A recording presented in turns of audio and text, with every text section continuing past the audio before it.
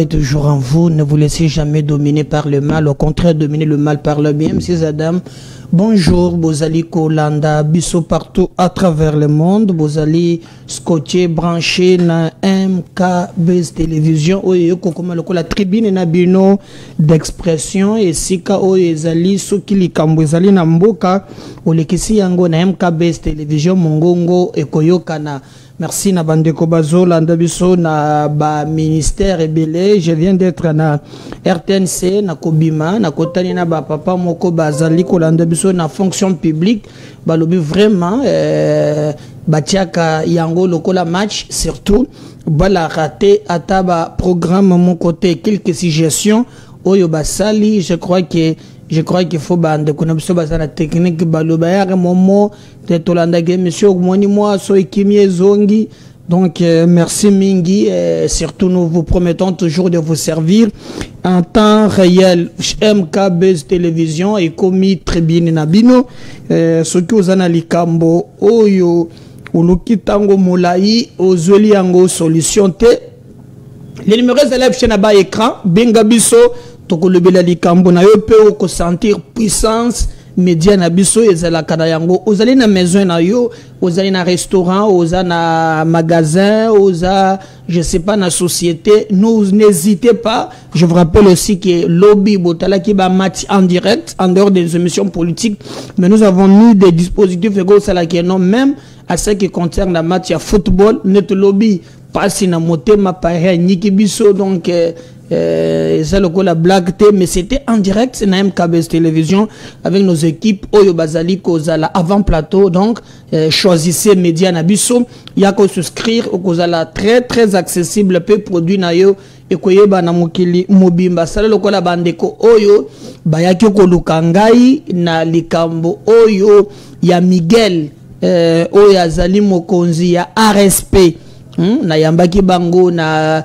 bitando mike bokomona na magie à Gédéon akola ke Sabino une émission oyo bayaki toujours awa balobi MKBS Télévision c'est la voix des sans voix. Biso tozali na ba entreprise na biso moto na respect akomi ko na gangi donc pour na ko octroyer marché akomi ko benga marché kezali gâteau ayambaka bato na bureau te.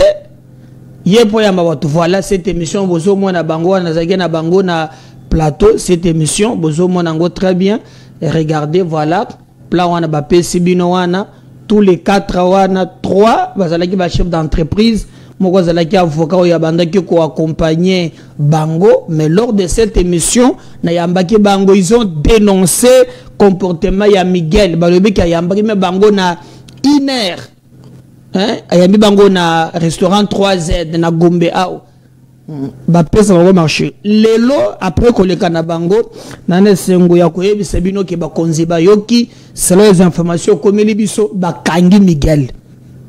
Alors tout le baki yango ke soki ba feo bango balobi na bitando ike ao et que et salamité c'est que mboke ko tambola na zibulu zabala. Donc a to koyebisa bino ke bakangiye mais kokangaye balobi te kaza condamné. Non, il y a un principe en droit et le baka présomption d'innocence. Maintenant bazui azali présumé, c'est à lui aussi de fournir ba élément oyo ko permettre que yepe aluka ndenge nini akoki ko se retrouver quant à ces. Mais s'il trouve que na mayeba zoloba azana ba élément contraire parce que mayeba ndeko oyo ba lobaki awa na plateau na biso ezalaki très grave. Mais aujourd'hui nous apprenons que non, Miguel bazui ba kangiye.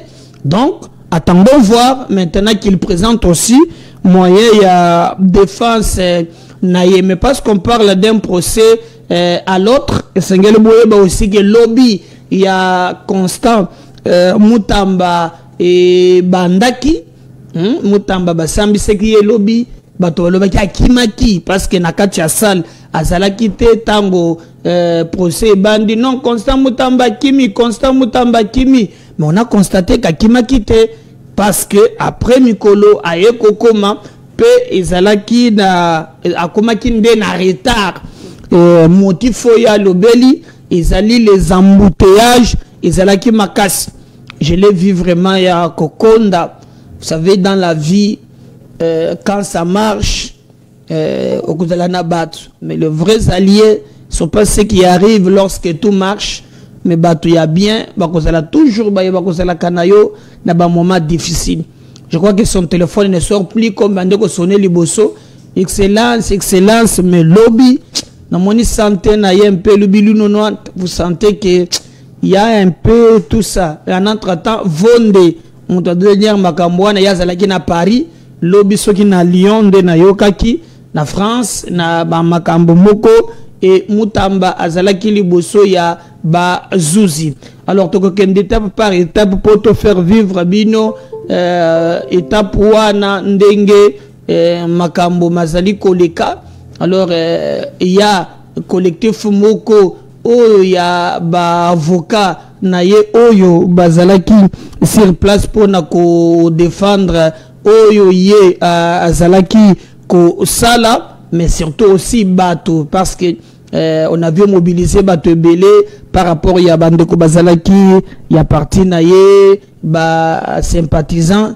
J'ai même vu na Ipen président de la République akendaki lobby pour akende ko luka ndenge nini akoki ko tala makambo me tomoni bato babandi ko ganga na nini wana yona botikela biso mutamba donc ekomaki vraiment likambo moko ya kokamwa par rapport ya likambo tomonaki penza lobby mais le président de la République azalaki na Ipen à mon avis, comment bato ba interpeller quant à ça, bato balobaki non, Tigelabiso Mutamba, mais entre-temps, Mutamba, zalaki na batourment, Makasi, Akondi, bato bazali susunayete, mais je vais vous laisser suivre d'abord son avocat. Mais pourquoi choisir un avocat qui vient faire de la politique au lieu yako zalanaba élément de droit, apparemment, yé azalaki na bisika wana. Alors je vais vous laisser suivre ezali maître Joël Kitenge bazalaki na baninga ebele na collectif mais yé bimi azui vraiment parole pour nous expliquer biso. On suit ça qui nous explique synthèse puis on va revenir juste après. Joël, je suis avocat après la cour d'appel du Sanko et membre du collectif défendant le ministre Constant Mutamba. Vous êtes le porte-parole du collectif? J'ai été désigné par les aînés puisque la composition a pas mal de bâtonniers. Il y en a 4 et ils ont pris à ce que je prenne parole au nom du collectif. Alors pour la journée d'aujourd'hui, est-ce que vous pouvez nous faire un récapitulatif de ce qui s'est passé? Ah oui, la journée d'aujourd'hui, ça pouvait, sans précipitation ou agitation, une audience naturelle, laquelle audience, nous avons déjà été là pour répondre à l'appel de cette audience. Malheureusement, nous ne pouvions pas prendre parole pour relever certaines incohérences, certaines exceptions comme on les dit en droit. Pourquoi? Puisque notre client était buté par des problèmes des embouteillages. Des problèmes des embouteillages que je ne peux pas développer. On le sait, on le subit, peut-être que ça va s'améliorer un jour. Mais au besoin, il est arrivé. La Cour a accepté de le faire, d'acter sa comparution et qu'il s'explique sur le motif de son absence ou son retard. Il a dit, malheureusement, là, la Cour est saisie à l'endroit de Constant Mutamba et ses avocats. La première saisine, la Cour n'était que saisie à l'endroit de la partie ministère public. Il y a deux parties au procès. Si la Cour dit avoir été saisie à l'endroit du ministère public et non pas de la partie Constant Mutamba, puisqu'on ne peut pas être saisi d'un absent. Et la Cour, à notre absence, avant qu'on se retire dans la première fois, ne nous a pas dit qu'il avait retenu le défaut, puisque devant la Cour de cassation, il n'y a pas de procédure par défaut. Et la remise, c'était pourquoi? Bon, la remise, c'est puisque nous avons voulu faire exprimer à la Cour que l'article 54 du Code de procédure pénale n'a pas été respecté. Ça veut dire quoi? Si une personne bénéficiant des immunités, ministre, député, sénateur, premier ministre, lorsque le parquet enquête, à la fin de ces enquêtes, à la fixation de ces dossiers devant la Cour, n'est-ce pas? La requête qui va saisir l'intéressé ou le prévenu à comparaître doit être l'œuvre du ministère public. Et c'est le ministère public qui fait cette requête. Mais dans ce dossier, c'est le qui a fait cette requête, mais tout le monde a constaté qu'on a passé outre. Que voulez-vous? Peut-être que nous arrivons à ce procès après la messe. C'est ce que vous craignez? On ne craint pas, on constate.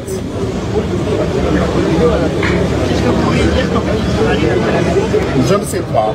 La messe, vous savez, quand vous arrivez en retard, la messe, tout a été dit. Vous ne pouvez que dire Amen. Vous êtes dans le procès d'intention? On nous amène, nous dirons Amen et l'opinion constatera. Ce procès, il n'y a rien de droit. Tout est politique. Tout est politique. Lorsque, par exemple, vous êtes là, l'on vous parle d'un fonds destiné aux victimes. Entre-temps, on vous dit, c'est le ministère public qui parle, l'argent que la République démocratique du Congo aurait gagné au cours d'un procès contre l'Ouganda.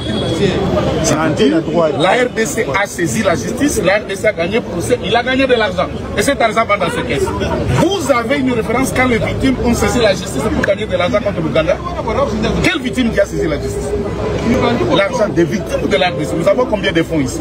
FONAREV, fonds pour la promotion de l'industrie, fonds pour la promotion culturelle, fonds pour la promotion d'entrepreneuriat des jeunes, fonds de tout ce que vous voulez. Et quand l'argent sort, vous pouvez aller dans la caisse de la République démocratique du Congo, vous me dites je vais soutirer $1000 de cobalt.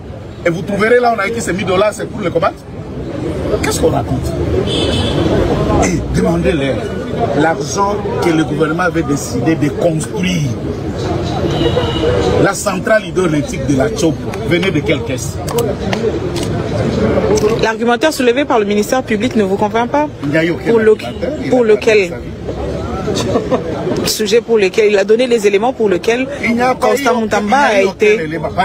Par exemple, il vous dit qu'il fallait à première tranche donner 8 000 $ pour la caution, n'est-ce pas, de 30% avant que ces travaux commencent. Donc vous êtes dans un projet de 39 millions. Les 30% des 39 millions, c'est 8 000 $. Vous voulez croire à ça? Quand on vous dit que cette société, il dit, c'est lui-même le ministère public, en a qu'un seul personnel. En descendant, il dit non, il y en a deux. Il y a quoi? Il vous dit que c'est une société fictive. Mais il dit non, ils ont une adresse à cette société. Fictive, on doit se croire. Et pourquoi d'ailleurs on envoie Moutamba Sel à la justice s'il existe une société qui a reçu l'argent? Pourquoi le ministère public a accepté de l'écarter, de fixer le dossier sans cette société et les personnes qui engagent cette société devant ce procès?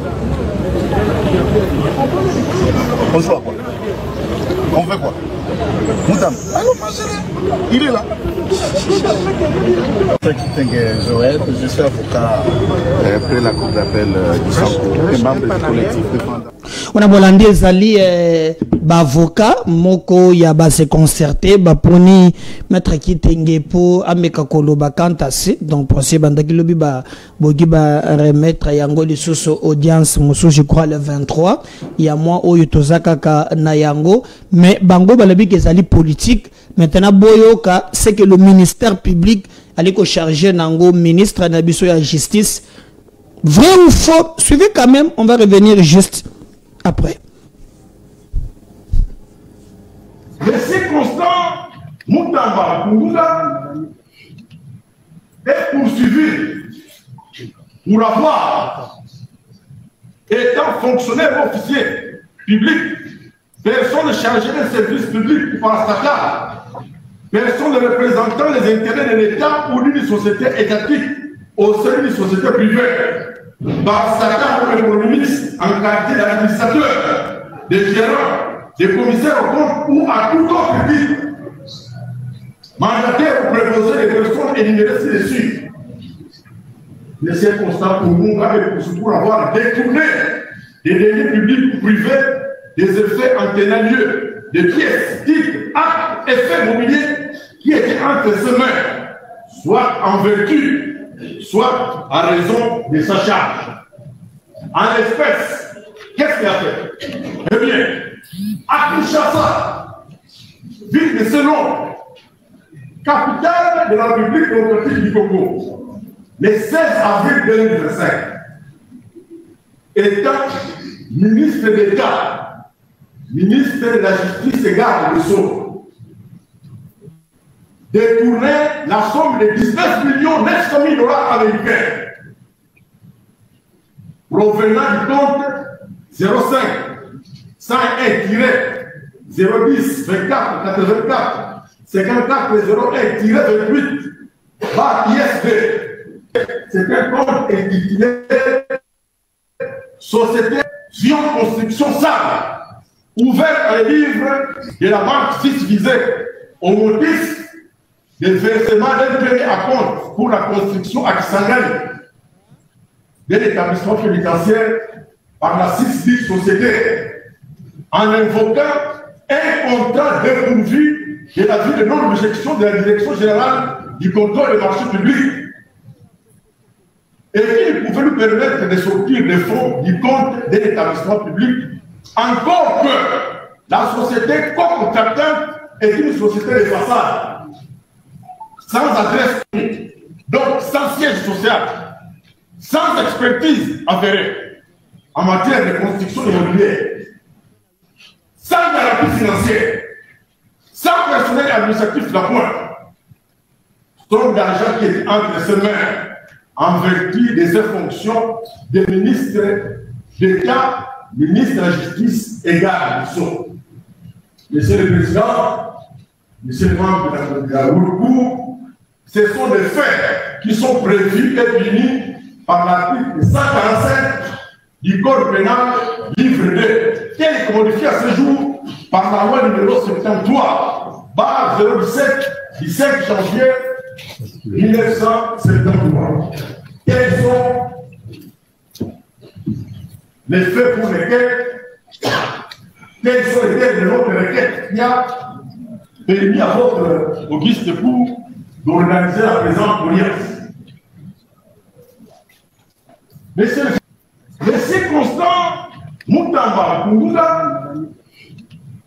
est poursuivi pour avoir, étant fonctionnaire officier public, personne chargée d'un service public par Stata, personne représentant les intérêts de l'État ou d'une société étatique au sein d'une société privée, par Stata ou le Premier ministre en qualité d'administrateur, de gérant, de commissaire au compte ou à tout autre titre, mandataire ou préposé des personnes énumérées ci-dessus.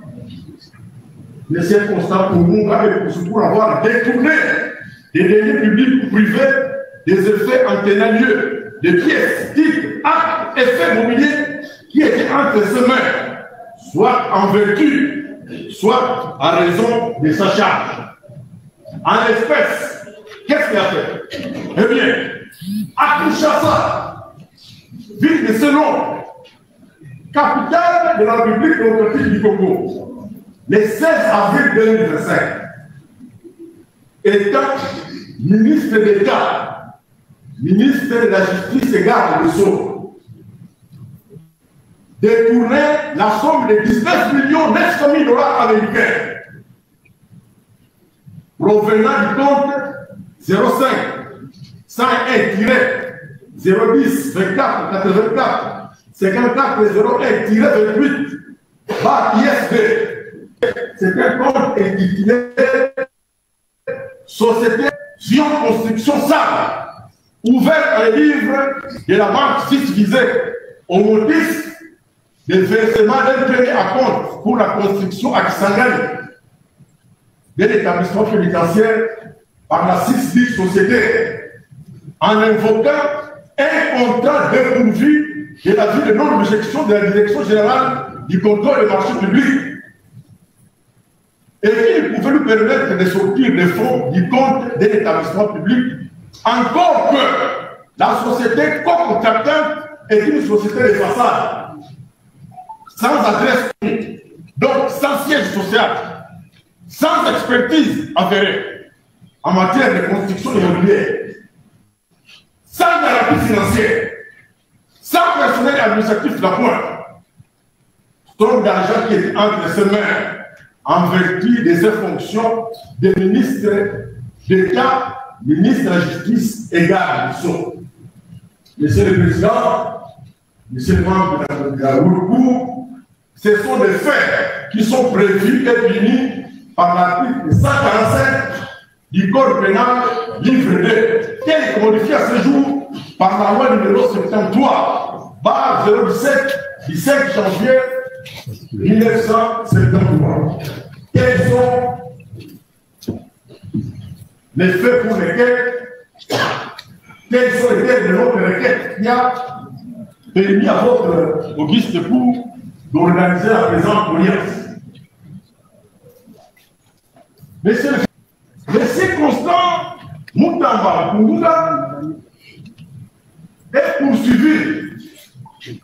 C'est ce qui a été procès à lobby. Donc, Talibino Moko à chacun de tirer des conclusions. Tout cela le 23. Est-ce que Togolobaki c'est un procès politique comme Moko Yaba avocat avec prétendre vérité et Koya Malembe Tokoyeba Dengenini Makambongo Mazali Ko Oleka. Avant tout le Makambo Bazolo Baya coup d'état Olinga qui est Salema. Mais Nazar moi un regret. Parce que je ne peux pas affirmer. Natukoye bisabino ke bande komoko baleki na plateau na biso. Basali monsieur d'ailleurs na kosenga ba redifa bazongi sango lelo. Bolanda ngoka kanem kabezi télévision. Bale balaki makambo ya Miguel. Lobinde na katela bino ba extrait côté de komoko zele ko affirmer ce que Miguel est en train abandaki ko sala bakangiye. Si mana yango na moni ba tindeli ngai ba message, il fallait quand même parce que mes presse il fallait qu'on vérifie ministre oyo boko mona photo na ye ba ko tchela ngai voilà comment les ali Aimé Boji je sais pas et je peux pas moi à mon niveau confirmer solozo tambola j'ai vu même et ça na média en ligne moko et comme yango maintenant il faut que batu ya Boji baya ko s'expliquer et aussi ba service habilité ba meka ko sunga biso. Je vais vous lire le ministre du budget, la bande à Boji au cœur d'un système d'enrichissement illicite. Des mouvements citoyens tirent la sonnette d'alarme et interpellent le président de la République sur ce qu'il qualifie d'un système mafieux enraciné au sein du ministère du budget sous la bienveillance du ministre Aimé Boji. D'après plusieurs révélations, plusieurs dossiers sont illégalement bloqués par des proches collaborateurs du ministre, notamment le conseiller Jean-Jacques Chiribangula, Eric Sangara et Joseph Fouta, qui exigerait la signature par un pot de vin de 10%, puis 10 supplémentaires après le décaissement de fonds. Bon, Oyo va s'adresser à président de la République. Biso tolembi mboka Oyo makambu ya kanyaka. Soki ezali ya lukuta batu ya Boji bala kisake bakosi makambu. Mais soki eza solo eza passe. Mais comme il y a des services qui peuvent enquêter, Mokende, ma pesi kombo, il y a ma conseiller à Liboso, l'article ma pesi ezali, je vais regarder son nom, Balobi ezali, Chiribangula, Botelaye, Eric Senga et Joseph Fouta. Balobi les trois wana, selon Barimer, parce que c'est pas encore confirmé, mais vous allez alerter Et puis balobi que le 10% bazo exigé avant mususu et après ezali mécanisme moko oyo batiango pour enrichissement personnel bakosala ngo même auprès des sociétés même bas particuliers. Donc tokeba, je vous rappelle que Aimé Boji Azali ya INC, il y a Vital Kamere, je crois qu'ils vont nous éviter procès 100 jours. Na lobiango bien na plateau oyo tolebeli makambo ya Miguel eza pe tribune ya bayeba bazanaral bol bato balembi bato bayaka na pouvoir pona kosalela peuple te mais bakoya pona kozwa. Est-ce que nani et ici j'annonce par ce numéro ezali affiché na ba écran soit qui peut Ozana ba makambo zolekela nango écrit nous dénoncer yango ok na budget pour ba deke sembongo et commis ba commission soit qui est vrai ba 70% pour dossier banda soit qui ba deke sembongo au principe 10%, c'est-à-dire na mbongo na bino wana baselango na budget et bon so comme na finance et cause la ndengeni. Donc mutako se retrouver na 50% musus bakebeli batu. S'il vous plaît, to changer le lenge na biso ya sika. Et ici, je crois que on est en train d'interpeller le président de la République. Oyo, je crois que à koki kosala manso pour à mettre fin réellement ce qui système wana ezali ya solo parce qu'en réalité bakomona bato wana te bakotala be mokonzi ya mboka Félix Antoine Tshisekedi Tshilombo. Donc attendons voir tokoyeba na vérité mayemazali koleka na ministère ya budget mais notre numéro itikali polele wana pona koyoka baye bakoki kozala bazape victime ya likamboni wana bafanda kinyate ba dénoncer yango mais ce qui est les manipulation ya bato bali kokosa. Je crois que toko yamba baye oyo bazali vraiment na cabinet na yeba ya ko démentir yango, surtout que dans cet article autoreleye bino bazali ko tanga même ba kombo ya bato bali ko tanga ba kombo ya bato mais si un son de cloche contraire ok, bon, on va démentir, tu peux sabango occasion, mais tu le dis très bien, Moutounionso, on a un dossier, na y a un budget bloqué, basé ko exiger, si et seulement si, basé ko exiger montant wana 10% avant ebima, 10% après décaissement, en tout cas, na montant na yo ne restez pas parce que une peine de vous favoriser ka muyibi na mboka na biso. Prenez votre courage, comme la biso, na numéro ezali ko sa la bande ko bayakia wa bazoki courage na bango ya ko dénoncer Miguel ya respect ba tchaki mai na monokote le loto qui résultat wa salami c'est que même mayema koleka sima je crois que bo koyoka ke ekozala très bien pe makambo makotambola ndenge elongo obani. Donc nous on regarde de près, on suit le dossier. Toyeba soki réellement Mutuya Vital Kamere Azali Penza na logique nde bazali koloba enrichissement personnel. Donc Aimé Boji, il y a INC, il y a un ministre, il y a Bidier. Ce qui est allé de Kouta, bisoto koloba ke bakosi mais dossier et bimi na place publique. Alors, tokozonge la naba détail et belé poto mais je dénonce cette façon. Ils a presque partout. Ils a presque partout. Ce qui aux allés na responsabilité à l'État et le quoi de bosser ils na monté aux allés conserver d'abord bande konayo. Le reste, écoutez qu'il y a après.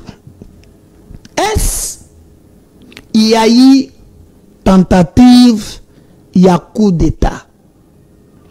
je crois, ils allaient inonder ba média ebele bato bazali kolobela yango balobi on a étouffé eloko moko ezalaki kaka coup d'état. Donc tango ba mekiko sala po coup d'état et salema on a mis la mi na bato oyo selon ndenge bazali koloba. D'autres bazali kolobelango au conditionnel, d'autres bazali confirmer dossier wana. Alors ça tire dans tous les sens, mais biso comme tout cela toujours dans le lenge yasika yako pe sabino information to meki koluka quand même to pe sabino ninon, mais on citerait, prenez ça entre guillemets, chef d'état major général numéro 1 à Oyazalaki Yakala. Alors, Bazo Pes Balobi, au cours Ezalaki Nabutu, du 8 au 9 juillet, de sources non confirmées officiellement aurait fait état d'une situation inhabituelle au sein du Conseil national de sécurité CNS de Kinshasa. Alors, cette situation se serait caractérisée par une confrontation présumée entre des officiers supérieurs des forces armées de la République démocratique du Congo, le général Jean-Claude Yave et le lieutenant général Christian Chiwewe Songesha, ancien chef d'état-major général de FARDC, récemment nommé conseiller militaire du président de la République.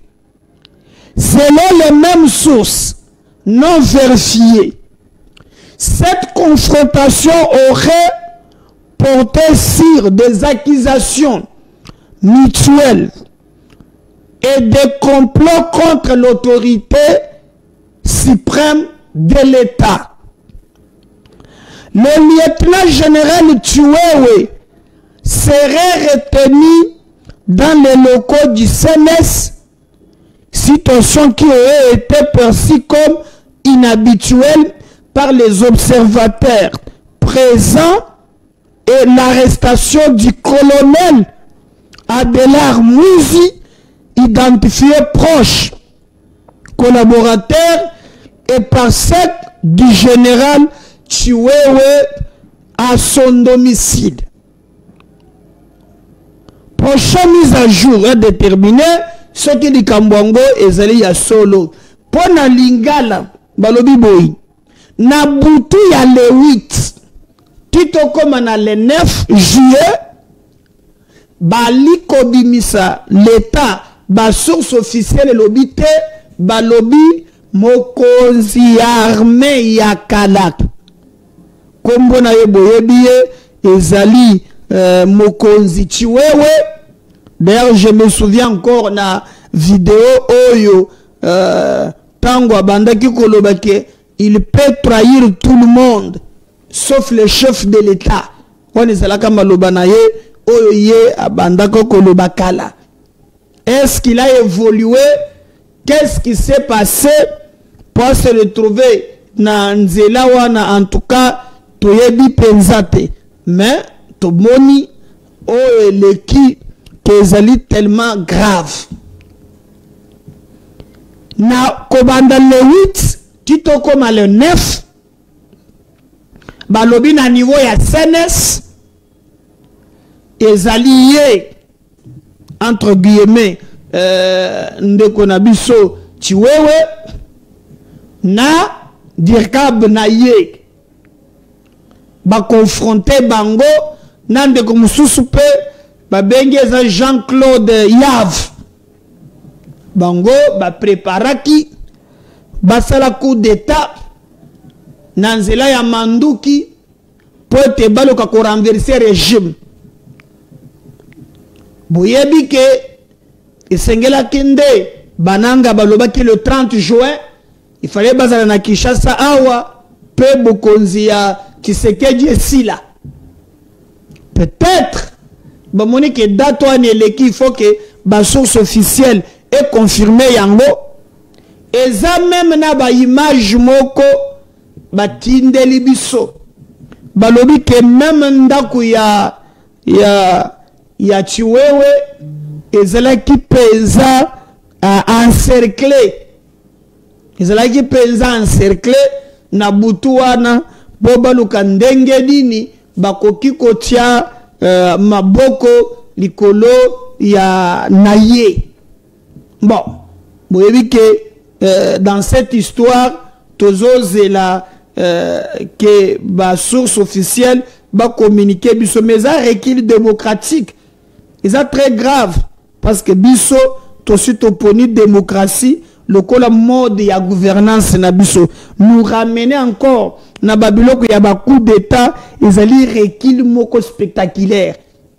C'est très grave, très grave. Biso to li ko dénoncer ce qui ezali à solo. Hein? Ce qui est parce que jusque-là, Toboli a go tamboli pe makas, tozuba source ya kati, mais tozoze que gouvernement ya mboka na biso ba communiquer ba yebisa biso ce qui dossier wana ezali wapi. Na yoki même baton sous o bazanga boanya na mayele koloba o ndeza wana bakangiye po azaka tangue.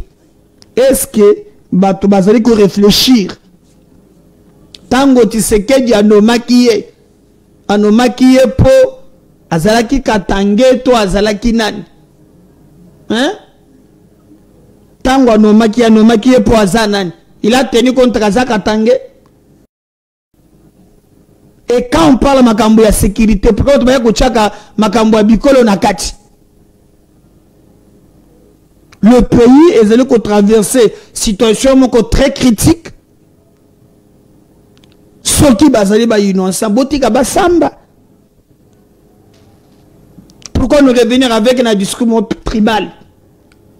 Tant que ba commissaire 4 étoiles et yé moko kuto alobaki.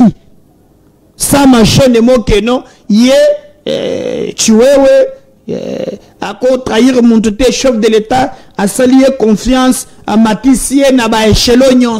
Qui était là? Pendant que aujourd'hui, ce qui va interpeller, et ça à cause il y a Makambozole, il y a Bikolo. C'est faux et archi faux.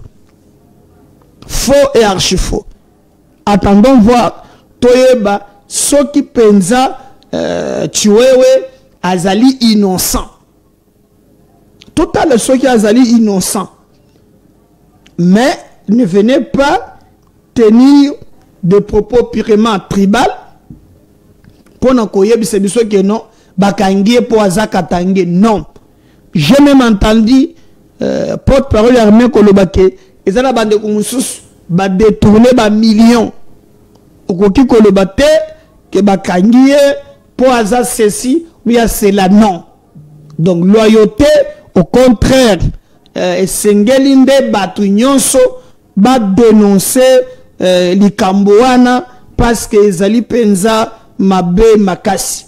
Mais tozoze la toeba soki likambouango ekosuka penza wapi mais les informations comme les biso ezali akolobake en tout cas bazuye na CNS bakangie ndako na ye ezali vraiment encerclé na bato mwa mingi baye bazali kozala na ngambo wana mais le temps ekotalisa biso vérité quand est-ce que makambo nyonso ezali ko uleka et nous allons travailler donc malembe pona ko pesa bino vérité ya maye nyonso mazali koleka na mboka na biso yango tolobi ke MKBS télévision ezali média na bino ezali média oyo ezali ko porter vraiment touche pote makambo ezala moi mingi mais nous allons revenir ce qui va confirmer que bakosambi c'est d'une manière officielle mais là ba information ezali na 4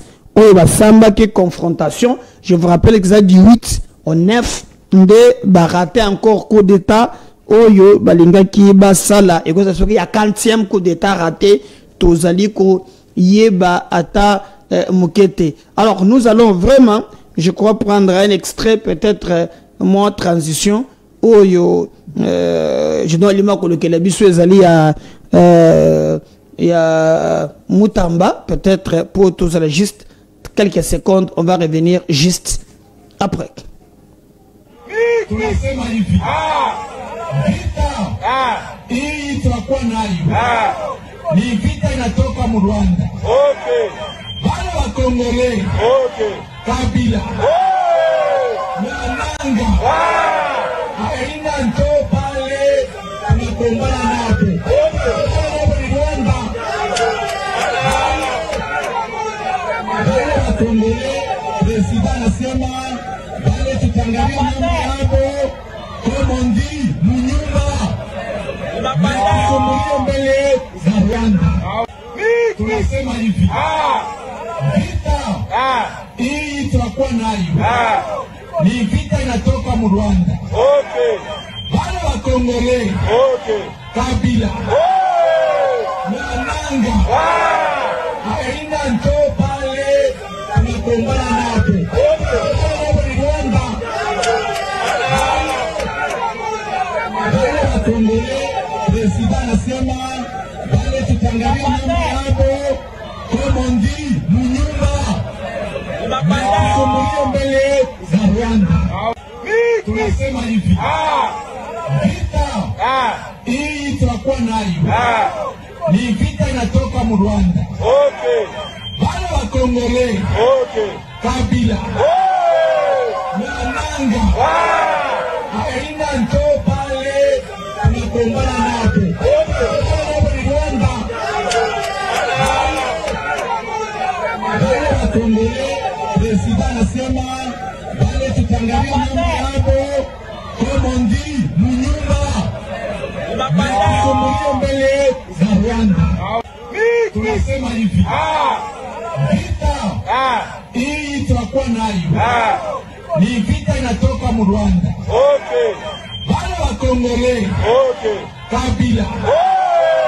Nanga. Haina nto pale tunakombana napo. Okay. Rwanda. Wale wa Kongole, president anasema wale tutangalia mambo hapo. Kama ndi munyumba. Tunapanda mbele za Rwanda. Tunasema hivi. Vita. Hii tutakuwa nayo. Ni vita inatoka mu Rwanda. Okay. Wale wa Kongole. Okay. Kabila. Nanga. Haina nto pale tunakombana napo. Okay. Rwanda. Wale wa Kongole, president anasema wale tutangalia mambo hapo. Kama ndi munyumba. Tunapanda mbele za Rwanda. Tunasema hivi. Vita. Hii tutakuwa nayo. Ni vita inatoka mu Rwanda. Okay. Wale wa Kongole. Okay. Kabila. Nanga. Haina nto pale tunakombana napo. Okay. Rwanda. Wale wa Kongole, president anasema wale tutangalia mambo hapo. Kama ndi munyumba. Tunapanda mbele za Rwanda. Tunasema hivi. Vita. Hii tutakuwa nayo. Ni vita inatoka mu Rwanda. Okay. Wale wa Kongole. Okay. Kabila.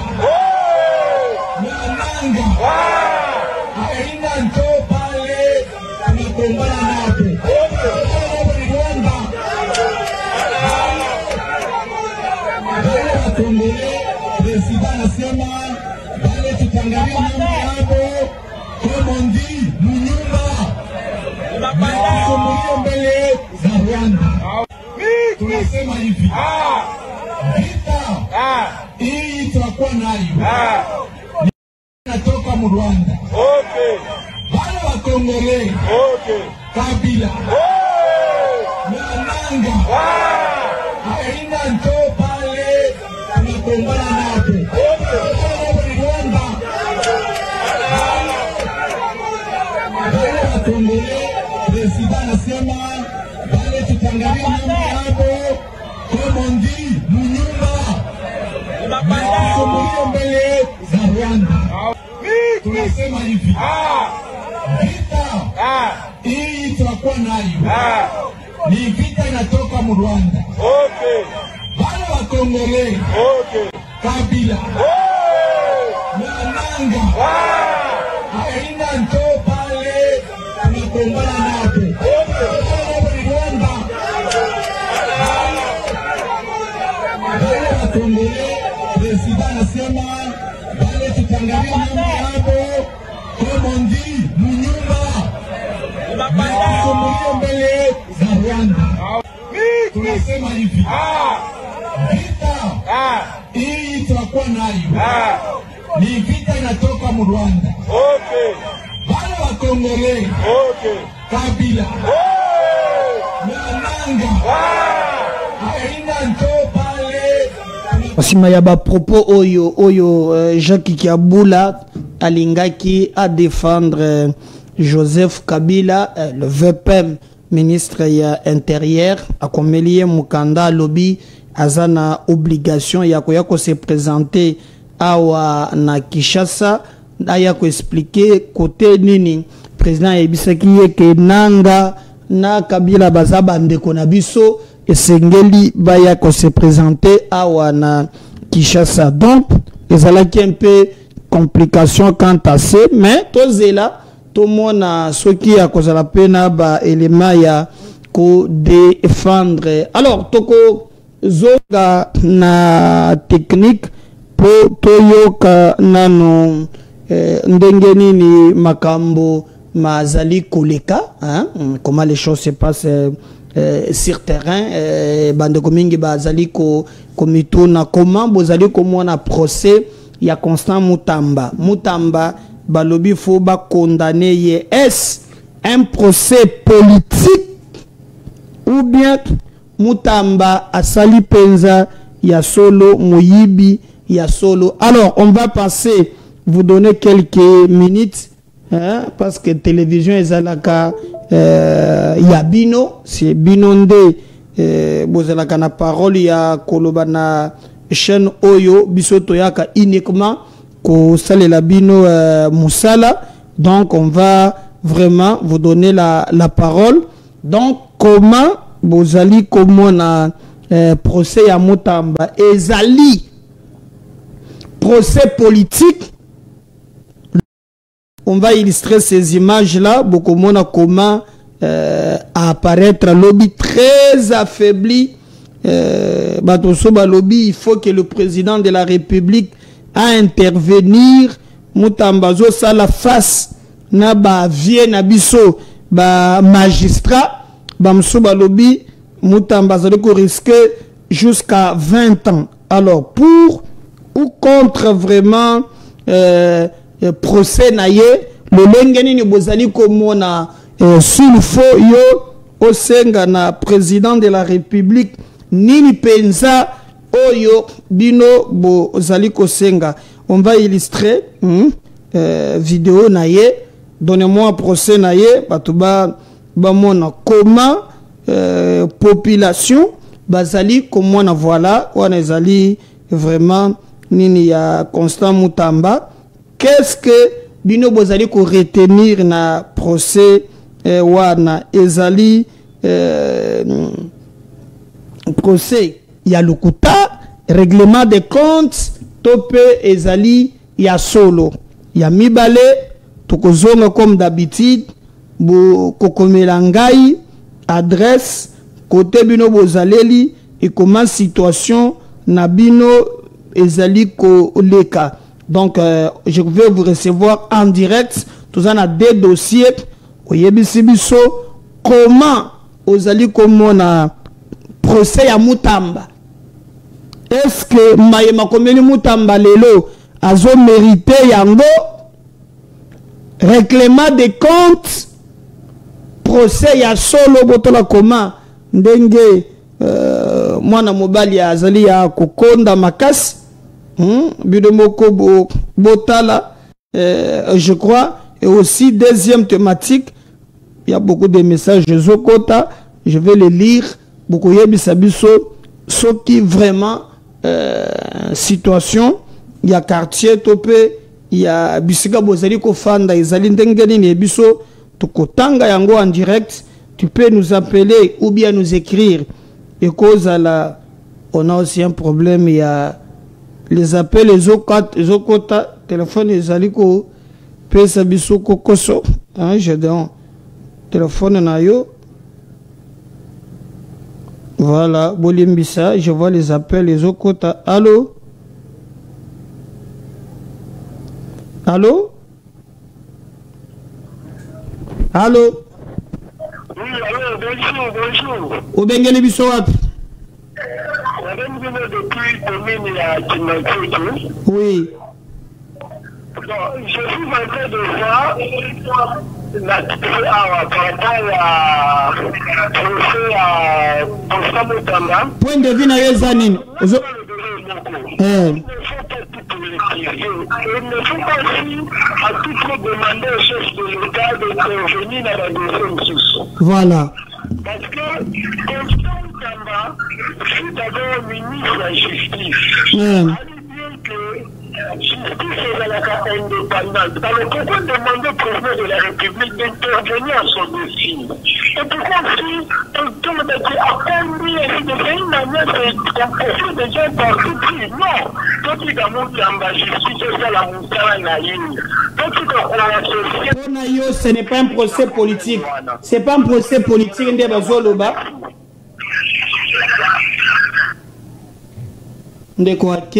Donc chacun donne son point de vue. Comment Bozali Komona, il y a des un petit souci dans le téléphone, insistez, vous allez entrer, on ne comprend pas pourquoi. Quel est votre point de vue na dossier Bandi Lobby? De quoi lobby totika ko politiser yango Mutamba afsala face na justice. Justice c'est kata likambo na ye. Et bande Musuba lobby, c'est un procès politique. Alors on ne sait pas vraiment kolobela yango. Alors donnez-nous. Je vais prendre les appels. Apparemment Bolimbi ça me continue à insister. Nous avons un petit souci na téléphone, mais continuez kaka eko benga biso. Voilà. Donc comme on disait, brouiller bisabiso ou bengele biso wapi, comment bozo mona dossier est politique ou bien ezaka procès normal. Ou bengele biso wapi? Allô? Ou bengele biso wapi? La beng depuis Pokwangwa. Oui. Na toza na régler na dossier ya Mutamba salini. Pourquoi la Congo balinga bato malamu? Muna biso na Kwango? Oui. Oh, bozo biso na Kwango, très bien. Merci pesa bandeko Kwango mbote. Yo position na yo zandenge nini? Na lobi Mutamba salini, pourquoi la Congo balinga bato malamu te? Balobi ayibi mbongo. Ah, est-ce que mbongo yi aloba ke mbongo wana eza projet général apesa ki ete? Pona yo eza babazo kanga ye injustement. Ngai eza arbitraire, eza ne bien te. Merci mingi ndeko na ngai, merci.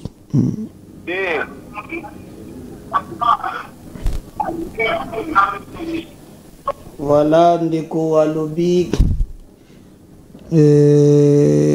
ezali dossier moko injuste. Donc ndeko aliboso alobi ezali normal totika ko politiser. MKBS télévision bazolanda ngo na Kwango na pesi ba Kwangolais nyonso mbote, hein? Un petit souci na téléphone Bolimbi ça m'a insisté au kokota kaka Apparemment, on est téléphoné à s'attirer. Mais, fait ça, ce point de vue, procès Mutambe Bandi Lobby, est-ce politique ou procès normal? Azo mérité penza sur réseau comme elaye, les règlement de comptes, ndenge zaleli ou bien ezali likambo nini. Donc, on va vraiment prendre des appels. Ils ont bloqué, donc on va faire un effort. Il y a Toya Mbabino, toutes nos excuses. On a un petit souci avec notre téléphone. Alors on va aussi profiter pour nous kotanga ba message Nabino.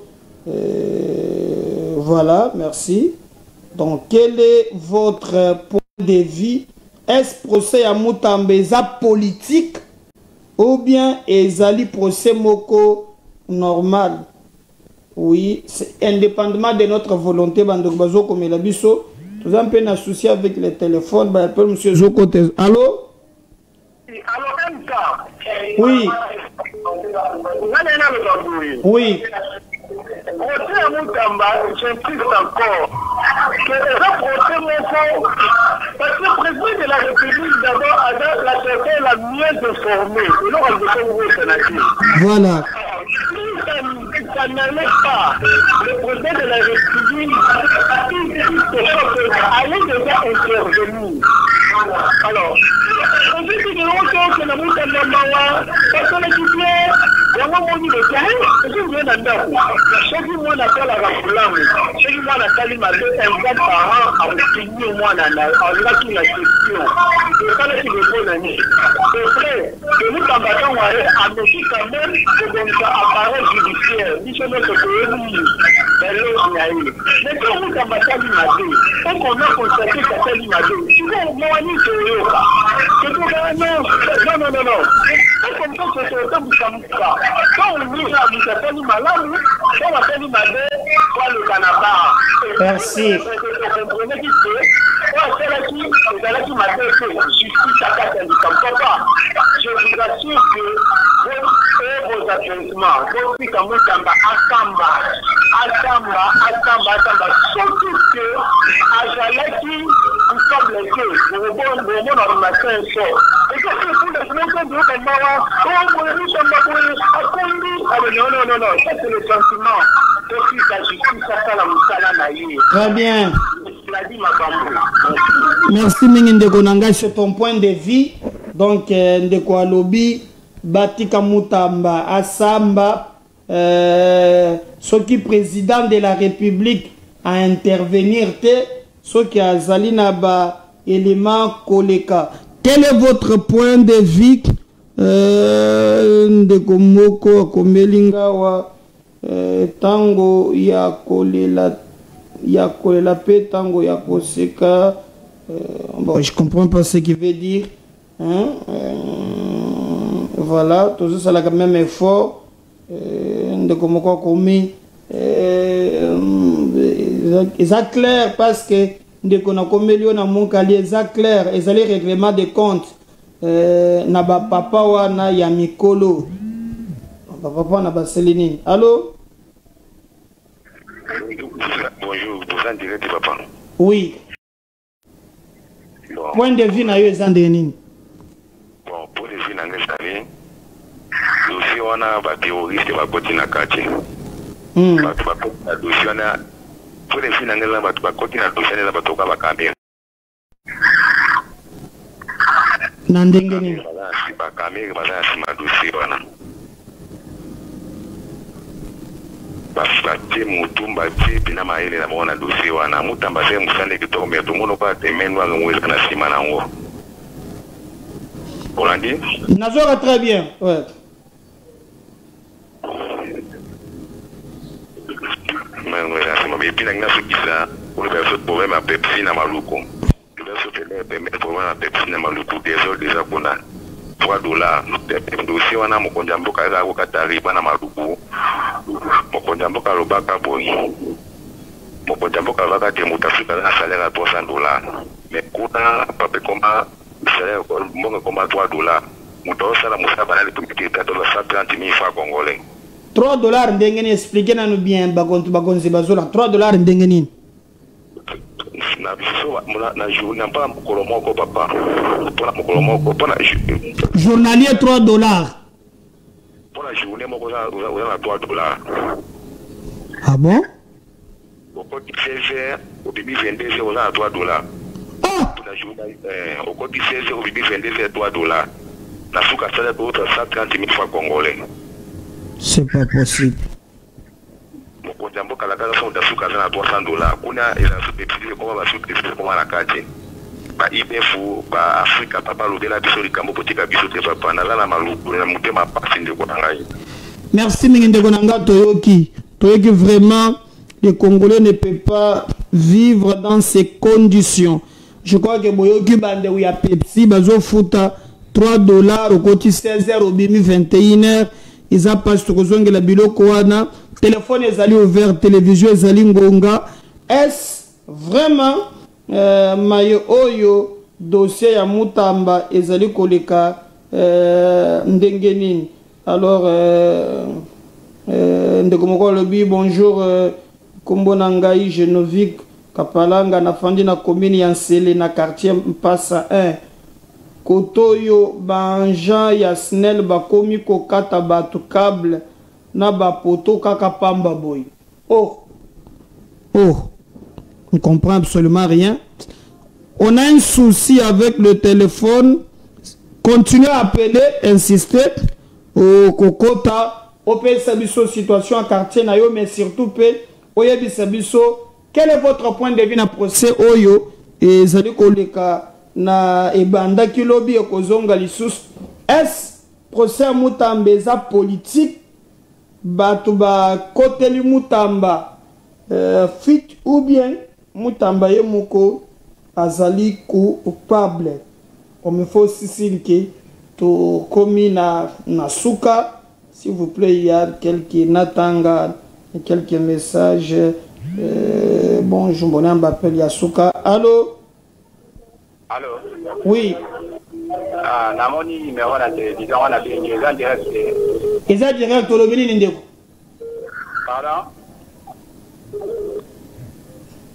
Soko bengi vas-y à l'essentiel, tous allés en direct, bato bazan difficulté à kokota en ligne, ceux qui au côté kende le basé qui est essentiel, tous allés en direct, numéro est affiché en direct, vous nous donnez votre point de vue, na problème il y a procès Mutamba ndenge ezaleli OK l'essentiel.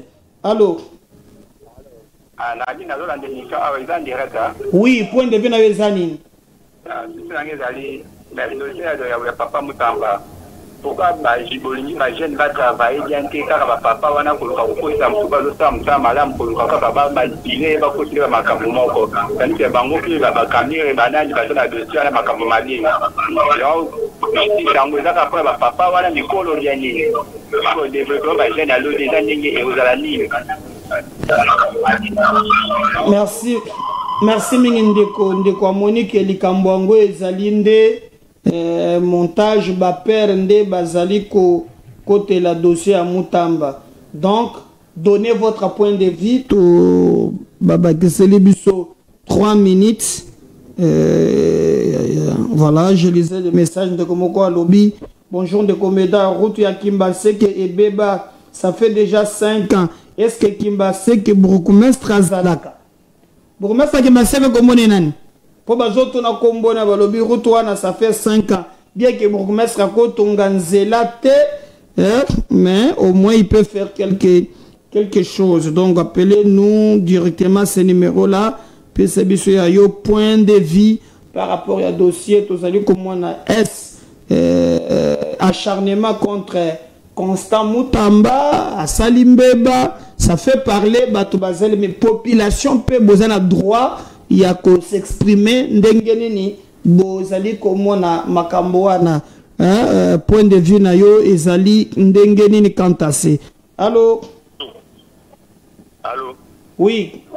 Allô, bonjour. Bonjour, point de vue na yo ezani. Ndekazolo bata alors que totikeli na temps moké ya ko 4 émissions. Alors le débat continue. Est-ce que le dossier à Moutamba est des alliés acharnement politique, règlement des comptes, procès politique, ou bien Moutamba asali penza maye oyo ba zali ko reprocher o bengeli biso wapi position na ezande ngenine Jimine volume à télévision o bengeli biso wapi na binga na barungu oui position na ezande ngenine papa wani za kutu ya kosamba te ezande acharnement ezande ka pression Moutamba yaki nango baomo na intérêt na bango ezande sunte ndi bakoti motema mabe basala o bango basali wana pona yo Moutamba sale le côté donc a mérité ba nini o ba osala yo na te kala ninga bloquer ba biloka Kabila ndika zo kwese bananga ndi bakoti motema mabe ari asali le côté quant à moi asali le côté merci mingi ndeko nangai merci beaucoup bapel ezoko taper ebele procès Moutamba bino bozomo na ngonde ne règlement de comptes procès politique acharnement ou bien Moutamba azo mérité o ezoko mela lelo par rapport ya mayendenge bo zali koleka ba vie zali partagé ba musuba lobi azo mérité yango ba musuba lobi botika justice ça la musala ba musuba lobi non il y a un complot il y a batonyo soana alors yo point de vue na yo ezali ndeni ne tutikali na 1 minute je lis ce message ici de coméda même yo moko tango zoto na biso mutuda oza sir que Moutamba za yo lobela kaka vérité côté là ye non moi awa nazana rôle à journaliste ça la kanamite ça la kanande côté c'est à vous de donner votre point de vue moi je allô allô oui papa point de vue na obengele biso point de vue za ndengeni dossier wana eza politisé papa batika papa Moutamba na sala musala dala makambo tozalaki nango ya ba nani la ba kuluna estili à cause ya décision na ye tole ni balinga ka bato madame te balinga ka bato ya mabe OK merci mingi papa donc ce que bengi biso diminuer volume à télévision to pesa la musika na TV pour to solo la très bien donc ce que za pembeni ya TV pour ça biso passe pour to solo la très bien ou diminuer volume à télévision hein topé au commis musika na TV na yo musika allô merci Moutamba azongisa ba botola mapango Moutamba c'est ma momine no biso tout doit clamer en moto ndimi alors tellement qu'ils en a faveur ba kabiliste wana te ya on ba koti motema mabe batika yi libre donc bango ba olinga te que no moko ya avancer tellement que bango ba mesa na ba système wana ya wonde omoni ba osaka bango par rapport à gêner na mambo ya zosala ils ont gêné bango système même que non amando qui ne futa na banque et sunga qui quand même et ça qui sont na intérêt na ba donc ça mambo mbeli même ba ta l'église ya wonde ba kota motema mabe nyonso na kaka batia ba solo bango ba osala wana mais ici ça nza meza kaka Moutamba osala kité na mambo aza ba ko akiri wana très bien merci mingi ndeko na ngai bato bazali belé en ligne pour ba pesa point de vue na bango justice ya Nzambe ezali tokotala est comment bino bozomo na dossier ya Moutamba un procès politique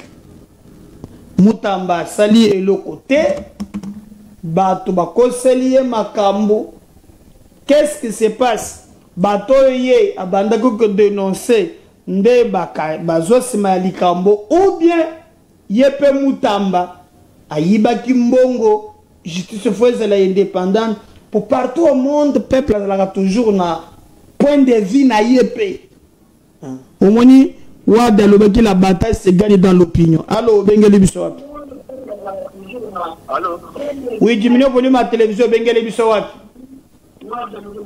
allô na bengi na kumina Kimbancheki oui papa position eza ndenge nini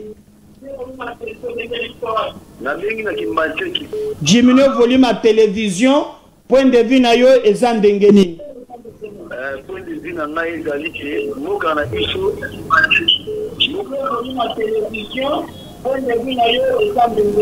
Point de vue nangai ezali ke balingi bato malamu te.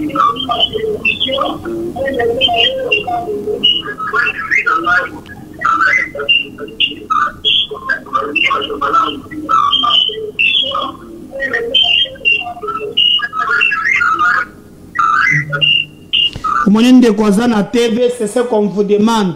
Ce qui TV zolo waza pembeni ya TV okoyoka biso en retard. Donc ce qui obengi biso zala musika na télévision. Hein? Pamba te ko banda ko zo retard, banda ko biso en retard et kozala passe. Dossier Mutamba point de vue les andengeni. Est Mutamba ayibi procès politique, règlement des comptes ou bien Mutamba a dépassé ba limite na ye. Ye moko makambo ezoko mela ye lelo ali responsable ya makambo wana. Donc voilà au moins auto kokiko koloba to yambande kwa bengi biso. Allo bengele biso wapi? Oui, bino na commune Nsele. Oui, point de vue ezandenge nini? Point de vue ngai ezali ke bakonzi na biso ya Congo vraiment ba politicien na biso balingaka makambo malamu te. Bamoni makambo oyo Mutamba zo sala eza bien, Mutamba diminuer kuluna, Mutamba azoklandise la ba.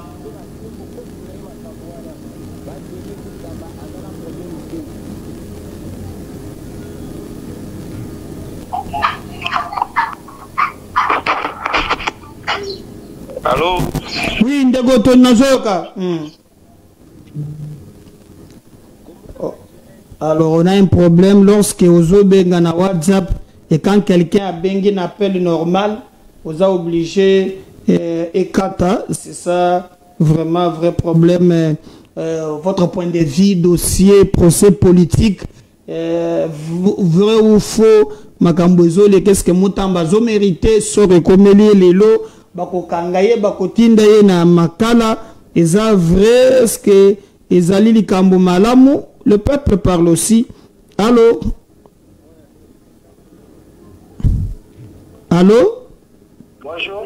Obengele bisowat. La bengi depuis Kimbalseje. Oui papa, olobini. Pon devine zande na likambo ya Mutamba. Kona dossier ya Messi Mutamba mboka oyo elinga watabola muti. Mboka oyo balingaka batamalamu te puisque Mutamba soki bakokanya kosa Mutamba peve ezaki soki baolandela Mutamba oyo balekaki na badetournement na batiki bango bayokanyaka Mutamba yibi mpona yo ifaye batika ye tozoloba likambo moko je suis obligé ya koarrêter. Donc merci tokomi na suka ya émission na biso. Je peux prendre les 2 derniers appels. Obengeli biso wapi? Ana bengi bino na commune Maluku. Oui papa, on est venu pour le dossier oui. Siko kisam tamba salini batika e. Batika ye mais le bien yibi mbongo batika ye ndenge nini?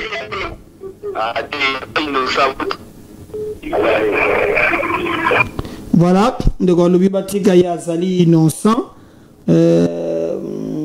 Pourquoi dossier bandi lobby Mutamba ye wana bozomona liboso na bino peuple a peine droit de s'exprimer toka pe ce que peuple pense na dossier wana. Allô? Allô? Allô? Oui, obengele biso wapi? Abengi bien na commune Nsele. Oui. Dossier Mutamba monango ndenge nini? Pona nga kosa Mutamba ata eloko moko mabe ya politi. Yo teza ukibuta mabe bana za konitra baba kamusa botola babutu bakamba ndeko nga botola mapangu. Ye asali tu akikipema mapangu na bango. Babi konitra balingi batabola muté batika kosa Mutamba sa msala nae. Ok, merci mingi ndeko na ngai pona yo Constant Mutamba bazo kosela ye makambo. Alors rapidement pour forcer quota en ligne toza soso penzana ta ebelete point de vue na yo ezali nini est Mutamba zali responsable ya oyo zali kokomela ye lelo. Quel est votre point de vue? Lo papa na bengi bino na komina Masina. Ouais. Point de vue na ngai ezali ke mboka na biso balingaka batu malamu te.